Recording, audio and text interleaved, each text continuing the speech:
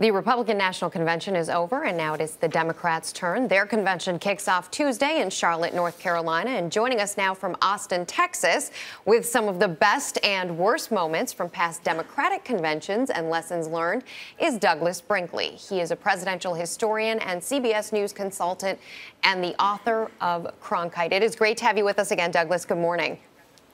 Good morning.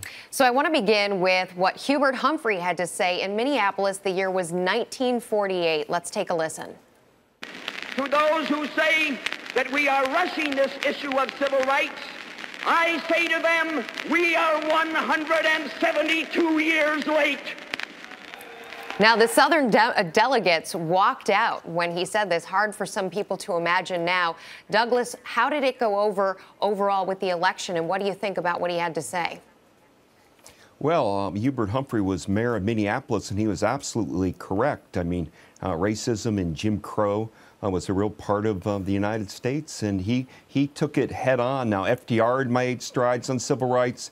Harry Truman had, including desegregating of the Army. But here's Humphrey giving his firebrand speech on civil rights, shaming Democrats that wanted to keep Jim Crow in place. So you've got all the delegates from Mississippi and about half of them from Alabama that got in and just walked out. But Humphrey started becoming a national figure out of that speech. And of course, in 1968, he would gain the Democratic nomination in Chicago for himself.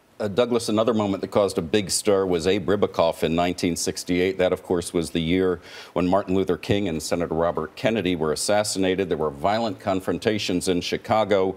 And let's take a listen to Abe Ribicoff. And with George McGovern as President of the United States, we wouldn't have to have Gestapo tactics in the streets of Chicago. What was the result of that speech, Douglas? Well, it tells you that McGovern was gaining popularity. First off, that's 68, and in 1972, McGovern would be the nominee. But look, Chicago was a disaster for the Democrats. Mayor Daley's police force beat journalists and protesters, used tear gas. You had the whole Abby Hoffman and Yippies phenomena, Allen Ginsberg, and just riots in the street.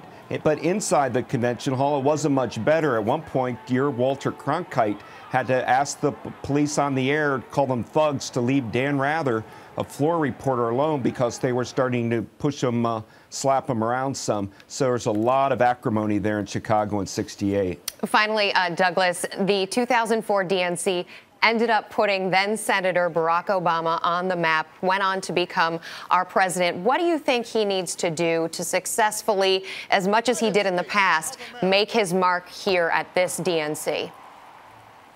Well, when he gave that keynote speech, Barack Obama went from being a senator of Illinois to being the phenom of the Democratic Party.